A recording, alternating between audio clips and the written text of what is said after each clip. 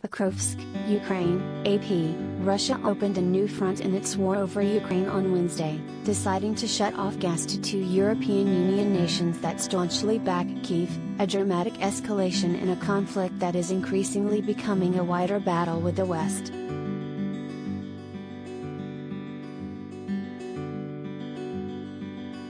One day after the United States and other Western allies vowed to speed more and better military supplies to Ukraine, the Kremlin upped the ante, using its most essential export as leverage.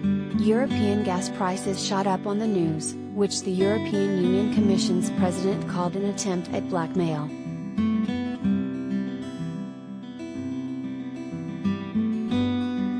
The escalation came in a memo from state-controlled Russian giant Gazprom, which said it had cut natural gas deliveries to Poland and Bulgaria because they refused to pay in Russian rubles, as President Vladimir Putin had demanded. The company said it had not received any payment since the beginning of the month.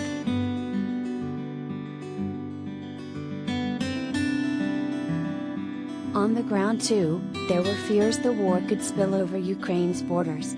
For the second day, explosions rocked the separatist region of Transnistria Tuesday in neighboring Moldova, knocking out two powerful radio antennas. No one claimed responsibility for the attacks, but Ukraine all but blamed Russia.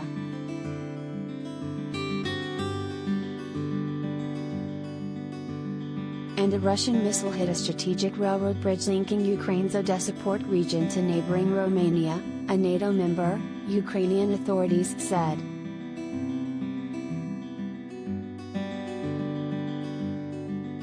Just across the border in Russia, an ammunition depot in the Belgorod region was burning early Wednesday after several explosions were heard, the governor, Vyacheslav Gladkov, said on the messaging app Telegram.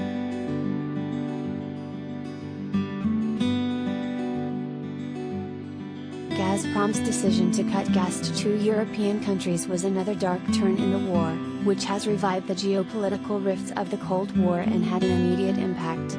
European gas prices spiked by as much as 24%.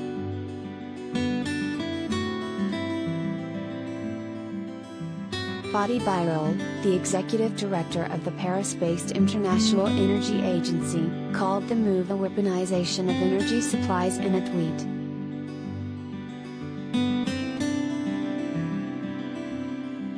Gazprom's move to completely shut off gas supplies to Poland is yet another sign of Russia's politicization of existing agreements and will only accelerate European efforts to move away from Russian energy supplies, he wrote.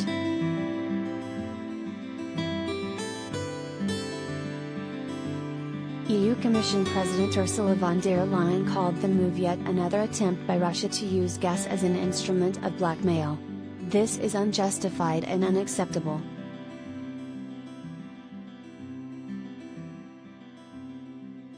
On Tuesday, the U.S. defense chief urged Ukraine's allies to move at the speed of war to get more and heavier weapons to Kyiv as Russian forces rained fire on eastern and southern Ukraine.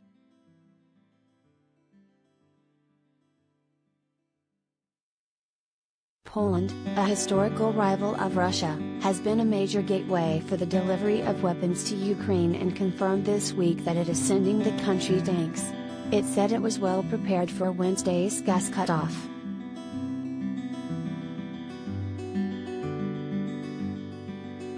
Poland also has ample natural gas in storage, and it will soon benefit from two pipelines coming online, analyst Emily McLean of Rystad Energy said.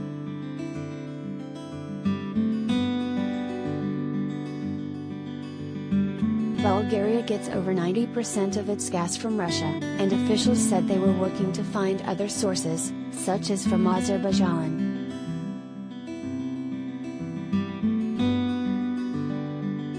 Both countries have refused Russia's demands that they pay in rubles, as have almost all of Russia's gas customers in Europe.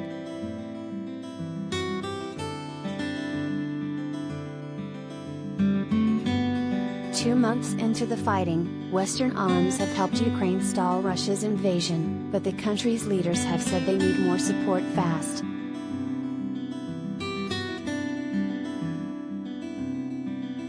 U.S. Defense Secretary Lloyd Austin convened a meeting Tuesday of officials from about 40 countries at the U.S. Air Base at Ramstein, Germany, and said more help is on the way.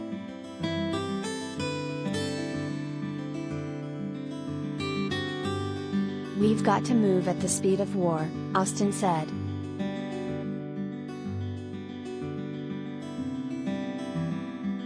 After unexpectedly fierce resistance by Ukrainian forces thwarted Russia's attempt to take Ukraine's capital, Moscow now says its focus is the capture of the Donbas, the mostly Russian-speaking industrial area in eastern Ukraine.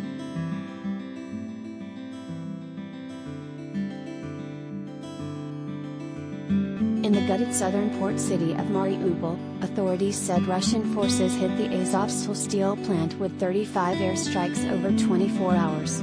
The plant is the last known stronghold of Ukrainian fighters in the city.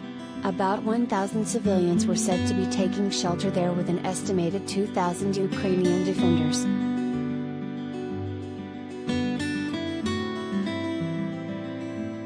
Petro Andriy-Yushchenko, an advisor to Mariupol's mayor, said Russia was using heavy bunker bombs. He also accused Russian forces of shelling a route they had offered as an escape corridor from the steel mill.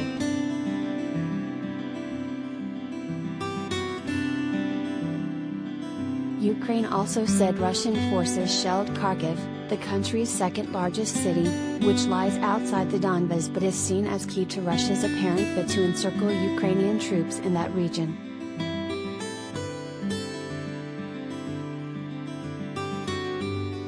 Ukrainian forces struck back in the Kherson region in the south.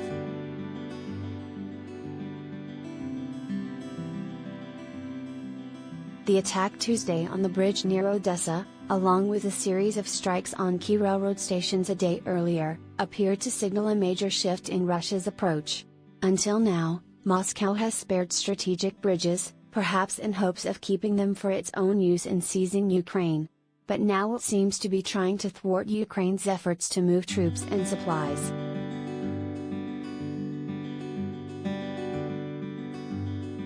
The southern Ukraine coastline and Moldova have been on edge since a senior Russian military officer said last week that the Kremlin's goal is to secure not just eastern Ukraine but the entire south, so as to open the way to Transnistria, a long, narrow strip of land with about 470,000 people along the Ukrainian border where about 1,500 Russian troops are based.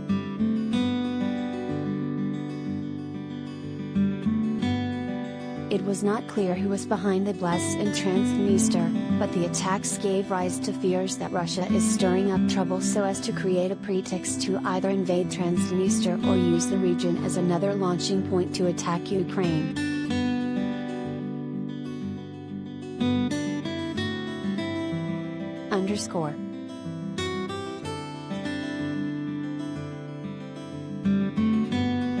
Gambrel reported from Lviv, Ukraine. Associated Press journalist Yuris Karmanil in Lviv, David Keaton in Kyiv, Alexandra Stashevsky at Chernobyl, Mastislav Chernov in Kharkiv, and AP staff around the world contributed to this report.